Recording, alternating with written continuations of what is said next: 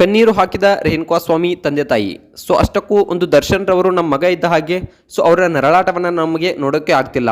ದರ್ಶನ್ ರವರನ್ನ ಬಿಟ್ಟು ಬಿಡಿ, ನಾವು ಅವರು ಹೇಗೋ ಸಂಧಾನ ಮಾಡ್ಕೊಳ್ತೇವೆ ಅನ್ನೋ ಮಾತನ್ನ ಒಂದು ರೇಣುಕಾಸ್ವಾಮಿ ಅವರ ತಂದೆ ತಾಯಿಯವರು ಹೇಳಿದ್ದಾರೆ.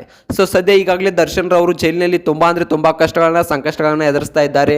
ಸೊ ಇನ್ನು 1 ವರ್ಷಗಳ ಕಾಲ ಯಾವುದೇ ರೀತಿಯ ಬೇಲ್ ಸಿಗಲ್ಲ ಅಂತಕ್ಕಂಥದ್ದು ಕೂಡ ತಿಳಿದು ಬಂದಿದೆ. ಸೊ ಈಗ ರೇಣುಕಾಸ್ವಾಮಿ ತಂದೆ ತಾಯಿಯವರು ಈ ರೀತಿಯಾಗಿ ಮಾತನ್ನ ಹೇಳ್ತಾ ಇದ್ದಾರೆ. ಸೊ ಏನಾಯ್ತು, ಯಾಕೆ ಈ ರೀತಿಯಾಗಿ ಹೇಳಿದ್ರು? ಸೊ ಇದಕ್ಕೆ ಸುಪ್ರೀಂ ಕೋರ್ಟ್ ಏನು ಆದೇಶವನ್ನು ಕೊಡುತ್ತೆ? ಇವ್ರು ಹೇಳ್ತಾ ಇರೋದಕ್ಕೆ ಏನಾದರೂ ದರ್ಶನ್ ಅವರಿಗೆ ಬೇಲ್ ಸಿಗುತ್ತಾ, ಏನಾಗುತ್ತೆ? ಸೊ ಇದೆಲ್ಲದ್ರ ಬಗ್ಗೆ ಸಂಪೂರ್ಣವಾದ ಮಾಹಿತಿಯನ್ನು ಈ ಒಂದು ವಿಡಿಯೋದಲ್ಲಿ ನಾನು ನಿಮಗೆ ತಿಳಿಸ್ಕೊಡ್ತೀನಿ. ಅದಕ್ಕೂ ಮೊದಲು ನೀವು ನಮ್ಮ ಚಾನಲ್ಗೆ ಸಬ್ಸ್ಕ್ರೈಬ್ ಮಾಡಿಲ್ಲ ಅಂದರೆ ಸಬ್ಸ್ಕ್ರೈಬ್ ಮಾಡಿ. ಈ ಕೂಡಲೇ ಒಂದು ಪಕ್ಕದಲ್ಲಿರೋ ಬೆಲ್ ಐಕಾನ್ ಕೂಡ ಪ್ರೆಸ್ ಮಾಡೋದ್ರ ಮೂಲಕ ನಮಗೆ ಸಪೋರ್ಟ್ ಮಾಡಿ. ಹಾಗಿದ್ರೆ ತಲೆ ಯಾಕೆ ಮಾಡೋದು, ಬನ್ನಿ ಸ್ನೇಹಿತರೆ ವಿಡಿಯೋನ ಸ್ಟಾರ್ಟ್ ಮಾಡೋಣ. ಮೊಟ್ಟ ಮೊದಲನೇದಾಗಿ ಹೇಳಬೇಕಪ್ಪ ಅಂತಂದರೆ, ಒಂದು ದರ್ಶನ್ ಅಂದರೆ ಒಂದು ಒಳ್ಳೆಯ ಪ್ರತಿಭೆ ಅಂತಕ್ಕಂಥದ್ದನ್ನು ನಾವು ಇಲ್ಲಿ ಹೇಳ್ಬೋದು. ಒಂದು ಕನ್ನಡ ಇಂಡಸ್ಟ್ರಿ ಅವ್ರ ಮೇಲೆ ನಿಂತಂಗೆ ಆಗಿಬಿಟ್ಟಿತ್ತು. ಯಾಕಪ್ಪ ಅಂತಂದರೆ ಕನ್ನಡ ಇಂಡಸ್ಟ್ರಿಗೆ ಹಲವಾರು ಹಿಟ್ ಸಿನಿಮಾಗಳನ್ನು ಕೊಟ್ಟಂಥವ್ರು ಅವರು. ಸೊ ವರ್ಷಕ್ಕೆ ಒಂದಾದರೂ ಸಿನಿಮಾವನ್ನು ಕನ್ನಡ ಇಂಡಸ್ಟ್ರಿಗೆ ಕೊಡ್ತಾ ಇದ್ರು. ಸೊ ಒಂದು ಸೂಪರ್ ಹಿಟ್ ಸಿನಿಮಾವನ್ನು ಖಂಡಿತವಾಗ್ಲೂ ಕೊಡ್ತಾ ಇದ್ರು. ಯಾರಾದರೂ ಮೂವಿ ನೋಡೋದು ಯಾರ್ದಪ್ಪ ಅಂತಂದರೆ ಈಗ ದರ್ಶನ್ ರವರದೇ ಅಂತಾನೆ ಕಾಯ್ದುಕೊಂಡು ಕೂತಾ ಇದ್ರು. ಸೊ ಈಗ ದರ್ಶನ್ ರವರ ಮೂವಿ ಯಾವಾಗ ಬರುತ್ತೋ ಅಂತ ಎಲ್ಲರೂ ಕೂಡ ಕಾಯ್ದುಕೊಂಡು ಕೊಳ್ತಾ ಇದ್ರು. ಸೊ ಅಂತಹ ದರ್ಶನ್ ರವರು ಈಗ ಜೈಲಿನಲ್ಲಿ ಇದ್ದಾರೆ. ಸೊ ಒಂದು ರೇಣುಕಾಸ್ವಾಮಿ ಕೊಲೆ ಪ್ರಕರಣದಲ್ಲಿ ಒಂದು ಜೈಲಿನಲ್ಲಿ ಇದ್ದಾರೆ. ಸೊ ಒಂದು ಕೋಪದ ಕೈಗೆ ಬುದ್ಧಿ ಕೊಟ್ಟು ತಿಳಿಯದೇನೋ ಒಂದು ಕೆಲಸವನ್ನ ಮಾಡಿಬಿಟ್ರು. ಸೊ ಅದಕ್ಕೆ ತುಂಬಾನೇ ಪಶ್ಚಾತ್ತಾಪವನ್ನ ಪಡ್ತಾ ಇದ್ದಾರೆ, ತುಂಬಾನೇ ಸಂಕಟವನ್ನ ಪಡ್ತಾ ಇದ್ದಾರೆ. ಈಗಾಗಲೇ ಒಂದು ಜೈಲಿನಲ್ಲಿ ಇರ್ತಕ್ಕಂಥ ದರ್ಶನ್ ರವರು ತುಂಬಾನೇ ಒಂದು ನರಳಾಟವನ್ನ ಮಾಡ್ಕೊಂಡು ಬಿಡ್ತಾ ಇದ್ದಾರೆ. ಸೊ ಮೊನ್ನೆ ಅಷ್ಟೇ ಯಾವ ರೀತಿಯಾಗಿ ಮಾತನಾಡಿದ್ರಪ್ಪ ಅಂತಂದ್ರೆ, ಇಲ್ಲ ನ್ಯಾಯಾಧೀಶರೇ ನನಗೆ ಒಂದಿಷ್ಟು ವಿಷಯವನ್ನು ಕೊಟ್ಬಿಡಿ ಅನ್ನೋ ಮಾತನ್ನು ಕೂಡ ಮಾತನಾಡಿದ್ರು. ಸೊ ಅಷ್ಟೊಂದು ಮಾನಸಿಕವಾಗಿ ಅಸ್ವಸ್ಥತೆಯನ್ನ ಇವರು ಉಂಟಾಗಿದ್ದಾರೆ. ಸೊ ತುಂಬಾನೇ ಒಂದು ಅಸ್ವಸ್ಥತೆಯಿಂದ ಬಳಲ್ತಾ ಇದ್ದಾರೆ. ಸೊ ತುಂಬಾ ನೋವುಗಳನ್ನ ಒಂದು ಜೈಲಿನಲ್ಲಿ ಒಂದು ಇವರು ಪಡ್ತಾ ಇದ್ದಾರೆ. ಯಾಕಪ್ಪ ಅಂತಂದ್ರೆ ಒಂದು ರಾಜಾರೋಷವಾಗಿ ಬದುಕಿದಂತ ಇವರು ಸೊ ಈಗ ತುಂಬಾನೇ ಜೈಲಿನಲ್ಲಿ ತುಂಬಾನೇ ಕಷ್ಟ ಅನಿಸ್ತಾ ಇದೆ. ಯಾಕಪ್ಪ ಅಂತಂದ್ರೆ ಸುಖದಲ್ಲಿ ಬೆಳೆದಂತ ದರ್ಶನ್ ರವರಿಗೆ ಈಗ ಒಮ್ಮೆಲೆ ಕಷ್ಟ ಬಂದ್ರೆ ಅದು ತುಂಬಾನೇ ಹೊಡೆತ ಕೊಡುತ್ತೆ.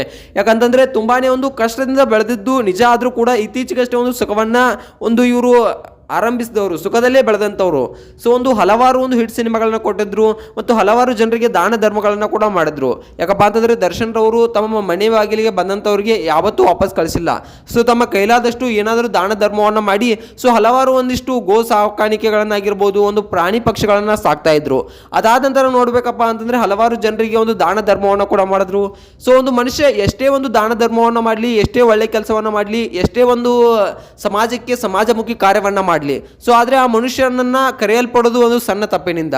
ಸೊ ಯಾವುದೋ ಒಂದು ಸಣ್ಣ ತಪ್ಪು ಮಾಡಿದ್ರು ಕೂಡ ಅದೇ ಅವನ ಒಂದು ಕಪ್ಪು ಚುಕ್ಕಿಯಾಗಿ ಉಳಿದು ಬಿಡುತ್ತೆ. ಅದೇ ರೀತಿಯಾಗಿ ದರ್ಶನ್ ರವರು ಇಂದಿಗೂ ಕೂಡ ಒಂದು ನೋವನ್ನ ಅನುಭವಿಸ್ತಾ ಇದ್ದಾರೆ.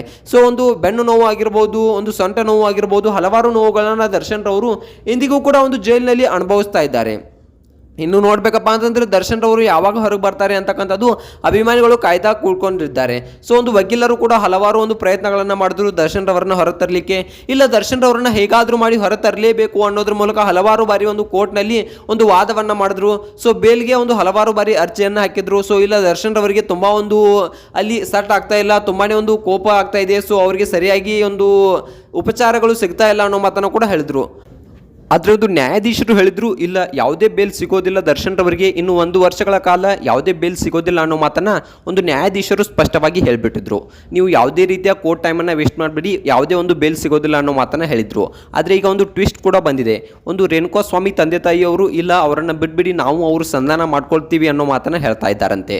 ಇಲ್ಲ ನಮ್ಮ ದರ್ಶನ್ ರವರು ನಮ್ಮ ಜೀವನವನ್ನು ಅವರು ನೋಡ್ಕೊಳ್ತಾರೆ, ನಮ್ಮ ಮಗ ಇದ್ರು ನಮ್ಮ ಜೀವನವನ್ನು ಸರಿಯಾಗಿ ನೋಡ್ಕೊಳ್ತಾ ಇರಲಿಲ್ಲ, ಸೊ ಅವರೇ ನಮ್ಮ ಜೀವನವನ್ನು ನೋಡ್ಕೊಳ್ತಾರೆ, ದಯವಿಟ್ಟು ದರ್ಶನ್ ರವರನ್ನ ಬಿಟ್ಬಿಡಿ ಅಂತ ಹೇಳ್ತಾ ಇದ್ದಾರಂತೆ. ಸೊ ಇನ್ನೇನು ಕಾದ್ ನೋಡ್ಬೇಕಾಗಿದೆ ಏನಾಗುತ್ತೆ ಅನ್ನೋದನ್ನ. ಸೊ ನ್ಯಾಯಾಲಯ ಏನು ಇದಕ್ಕೆ ತೀರ್ಪು ಕೊಡ್ಬೋದು, ಸೊ ಇದ್ರ ಬಗ್ಗೆ ನಿಮ್ಗೆ ಏನು ಅನಿಸುತ್ತೆ ಅನ್ನೋದನ್ನ ಕಮೆಂಟ್ ಮಾಡಿ.